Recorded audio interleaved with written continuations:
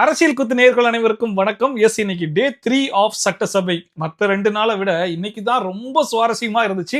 ஒரு ஃபுல் மீல்ஸே சாப்பிட்ட மாதிரி இருந்துச்சு. இன்னொன்னு பயங்கர ஃபயரா போச்சு அப்படின்னு சொல்லலாம்.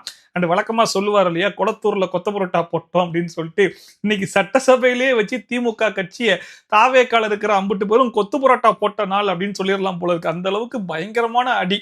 ஏன்னா நேத்தே உதயநிதி ஸ்டாலின் அவர்கள் கேட்டிருந்தாப்புல இந்த மாதிரி காவேரி பிரச்சனையை குறித்தும் விவசாயிகள் பிரச்சனையை குறித்தும் பேசணும் அப்படின்னு சொல்லிட்டு சபாநாயகர்கிட்ட ரெக்வஸ்ட் வச்சிருக்கோம். ஒருவேளை அவர் அக்செப்ட் பண்ணிட்டார் அப்படிங்கிற பட்சத்தில் அந்த கேள்விகள்லாம் நாளைக்கு சட்டசபையில வச்சே கேட்போம். ஆனா அதுக்கும் சிஎம் சார் வாயை திறந்து பேசுவாரா அப்படின்னு சொல்லிட்டு தமிழ்நாட்டு மக்கள் வெயிட் பண்ற மாதிரி நாங்களும் வெயிட் பண்ணிக்கிட்டு தான் இருக்கோம் அப்படிங்கிற மாதிரிலாம் பேசினாப்ல. இன்னைக்கு கேட்ட கேள்விக்கு முதல் ஆளா சிஎம் சார் தான் பதிலும் சொன்னாப்ல. அப்ப சொல்லிட்டாப்ல, அதாவது நிவாரணம்லாம் கொடுத்து ரொம்ப நாள் ஆச்சேப்பா அப்படின்னு சொல்லி சொன்னா, நான் அதை சொல்லல, வறட்சி நிவாரணத்தை பத்தி பேசிக்கிட்டு இருக்கேன் அப்படிங்கிற மாதிரிலாம் சொன்னாப்ல. அண்ட் அதுக்குமே பாத்தீங்க அப்படின்னா செங்கோட்டையன் அவர்கள் ரொம்ப தெளிவா சொல்லிட்டாப்ல, செப்டம்பர் வரைக்கும் பார்த்துட்டு கொடுக்கறது தானே வழக்கம், அது தெரியாதா அப்படின்னு சொல்லிட்டு. அண்ட் சிஎம் சார் பேசும்போது ஒரு வார்த்தை ஒண்ணு கேட்டாப்ல, நியூஸ் பேப்பர்லாம் படிக்கணும், படிச்சாதானே நாட்டு நடப்பு என்ன நடக்குதுன்றதெல்லாம் தெரியும் அப்படின்னு சொல்லிட்டு. அரசியலே நாங்க தான் அப்படின்னு சொல்லிக்கிறவங்களுக்கு இது எப்படி தெரியாம போச்சுன்னு எனக்கு தெரியல. முன்ன பின்ன பேப்பர் படிச்சிருந்தா நாட்டில் என்ன நடக்குதுன்னு தெரிஞ்சிருக்கும். அந்த எதிர்கட்சி தலைவர் உதயநிதி ஸ்டாலின் அவர்கள் காவேரி பிரச்சனை குறித்துலாம் கேள்விகள்லாம் கேட்டிருந்தாப்புல. அந்த கேள்விக்குமே சிஎம் சார் பதில் சொல்லும் போது, இந்த வாழைப்பழத்துல ஊசி ஏத்துற கதைலாம் கேட்டிருக்கீங்களா, அந்த மாதிரி 1969 பாத்தீங்க அப்படின்னா நீர்வளத்துறை அமைச்சரா யாரோ ஒருத்தர் இருந்தாரு. ஆனா யாருங்கிறது எனக்கு தெரியல, பேரனாகிய உங்களுக்கு தெரிய வாய்ப்பு இருக்குன்னு நினைக்கிறேன். அதனால அந்த இன்சிடென்ட்டை சொல்றேன். பட் இதெல்லாம் சொல்ல வேண்டிய அவசியம் எனக்கு கிடையாது. இதெல்லாம் சொல்றது ஒரு டர்ட்டி பாலிடிக்ஸ், சீப்பான பாலிடிக்ஸ். அந்த வேலையெல்லாம் நான் பண்ண மாட்டேன் அப்படின்னு சொல்லிட்டு அங்கேயும் ஒரு குத்து குத்திருக்காப்ல. 1969ல ஒரு விவாதம் நடந்திருக்கு. அப்போ நீர்வளத்துறை அமைச்சரா இருந்தது யாரு, அப்ப அணைக்கட்டை விட்டது ஏன்னு கேட்டு இந்த மாதிரி சீப் பாலிடிக்ஸ்லாம் நான் பண்ண விரும்பல. திமுக கட்சிங்கிறது போக போக பாத்தீங்கன்னா ஒரு நாடக கம்பெனியாவே மாறிட்டு போறத நம்மளாலே கண்கூட பார்க்க முடியுது. ஏன்னா எங்கிருந்து இவங்க ஆரம்பிக்கிறாங்கன்னு சொல்லி பாத்தீங்கன்னா, நீட்டுக்கான போராட்டம் அப்படின்னு சொல்லி களத்துல இறங்குனாங்க. ஆனா ஆக்சுவலா அவங்க பண்ண போராட்டம் எதை நோக்கின்னு சொல்லி பாத்தீங்கன்னா, ஜனநாயகன் படத்தை எப்படி ரிலீஸ் பண்ணலாம், அதெல்லாம் பண்ணக்கூடாது. எப்படி ஜனநாயகன் படத்துக்கு ஃபர்ஸ்ட் ஷோ எல்லாம் போய் பாக்குறாங்க, அவன் எல்லாம் உண்மையான தமிழனா, இவங்கெல்லாம் நீட்டுக்காக உண்மையிலேயே போராடுறானா அப்படின்னு சொல்லிட்டு ஃபுல் போக்கஸையும் ஜனநாயகன் படத்து மேல வச்சுக்கிட்டு, ஆனா இவங்களுடைய நோக்கம் நீட்டை ரத்து பண்றது அப்படிங்கிற மாதிரி ஒரு டிராமா ஒண்ணு பண்ணாங்க. அதுக்கப்புறம் பாத்தீங்கன்னா தஞ்சாவூர்ல போயிட்டு விவசாயிகள் பிரச்சனை குறித்தும் காவேரி பிரச்சனை குறித்தும் பேச போறோம் அப்படின்னு சொல்லிட்டு மாபெரும் ஆர்ப்பாட்டம்லாம் அறிவிச்சாங்க. கடைசியில் அவர் எதை பேசினாரு, வீடு புகுந்து போலீஸ் எதுக்காக அரெஸ்ட் பண்ண போறாங்க, நேஷனல் மீடியா வரைக்கும் எதுக்கு கழுவி கழுவி ஊத்துனாங்க, வெளியே கையெல்லாம் காமிச்சதை பார்த்து நேஷனல் மீடியா என்ன சொன்னாங்கன்றதுல அவங்களே கண்கூட பார்த்திருப்பாங்கன்னு நினைக்கிறேன். அதுக்கப்புறம் பாத்தீங்கன்னா விவசாயிகள் பிரச்சனைக்காகவும் காவிரி பிரச்சனைக்காகவும் நாங்க கருப்பு டிஷர்ட்லாம் போட்டு ஆளுங்கட்சிக்கு எதிர்ப்பு தெரிவிக்கிறோம்னு சொல்லிட்டு சட்டசபையில அம்புட்டு பேரும் கருப்பு டிஷர்ட்லாம் போட்டு வந்தாங்க.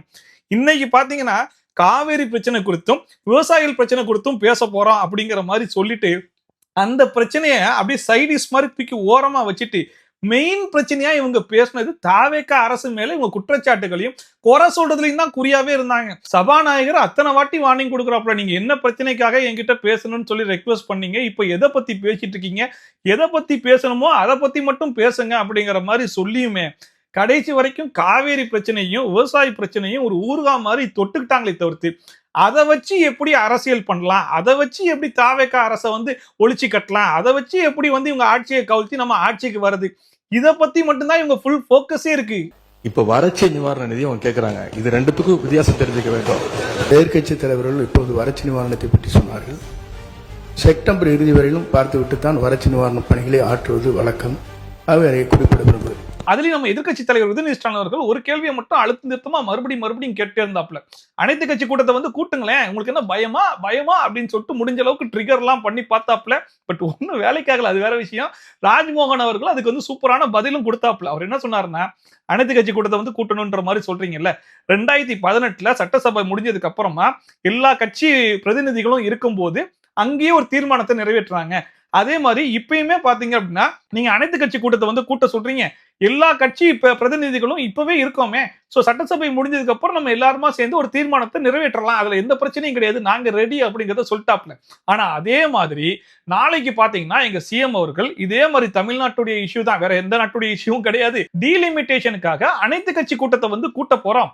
அதுல வந்து சட்டமன்ற உறுப்பினர்கள் இல்லங்க, எம்பி இருக்காங்கல்ல, எம்பிக்கள்லாம் வந்து கலந்துக்கணும். சோ உங்க கட்சியை சார்ந்த எம்பிக்கள்லாம் அந்த அனைத்து கட்சி கூட்டத்துல வந்து கலந்துப்பாங்களா அப்படிங்கறத சொல்லுங்க அப்படிங்கிற மாதிரி கேட்டா கடைசி வரைக்கும் பதில காணுமே. அனைத்து கட்சி கூட்டம் எப்படி தமிழ்நாட்டு நலன் கருதி, தமிழர் நலன் கருதி, விவசாய பெருமக்கள் நலன் கருதி கூட்ட வேண்டும் என்று எதிர்க்கட்சி தோழர்கள் சொல்கிறார்களோ, அதே தமிழ்நாட்டு நலன் கருதி, தமிழர் நலன் கருதி தான் நாளைய தினம் மாண்புமிகு முதலமைச்சர் ஒரு அனைத்து கட்சி கூட்டத்தை கூட்டியிருக்கிறார். இது சட்டமன்ற உறுப்பினர்களுக்கு, அது நாடாளுமன்ற உறுப்பினர்களுக்கு, அதே நாட்டு மக்கள் நலன் கருதி அவர்களும் வரணும். வருகவர்கள் இருகரம் கூப்பி வரவேற்கிறோம். இதைதான் நாங்கள் சுட்டிக்காட்டுகிறோம் என்பதை மாண்புமிகு உறுப்பினர்கள் மூலமாக தெரியப்படும்.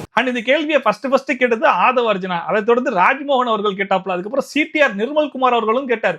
ஆனா கடைசி வரைக்கும் அவங்க கிட்ட இருந்து பதில் வந்துச்சான்னு சொல்லி கேட்டா பிம்பிலிக்கு பிலாப்பி தான். டீலிமிட்டேஷன் சார்பாக, தமிழக உரிமைக்காக, முக்கியமான பிரச்சனை சார்பாக நாளை முதலமைச்சர் அனைத்து எம்பிக்கள் கூட்டத்தை கூட்டியிருக்கிறார்.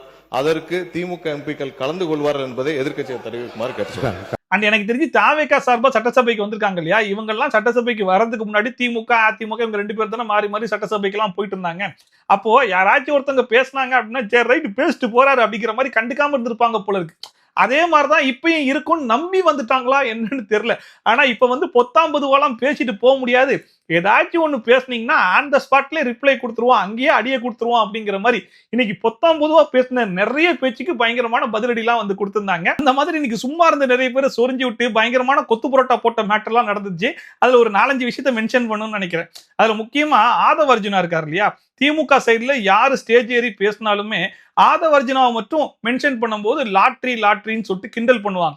அந்த விஷயத்தை இன்னைக்கு வந்து சட்டசபை வரைக்கும் கொண்டு வந்த உடனே அந்த மனுஷன் எந்திரிச்சு ஸ்ட்ரெயிட்டாவே கேட்டாப்ல, லாட்ரின்ற மாதிரி சொல்றீங்கல்ல, இங்க லாட்ரி கிட்ட இருந்தா 910 கோடி வாங்குனீங்க, எதுக்கு வாங்குனீங்கன்னு சொல்லுங்க அப்படிங்கிற மாதிரி கேட்ட உடனே எங்க இருந்து கோவம் வந்துச்சுன்னு தெரியல, புசுக்குன்னு கோவம் வந்து எதிர்க்கட்சி தலைவர் உதயநிதி ஸ்டாலின் உடனே எஞ்சிட்டாப்ல.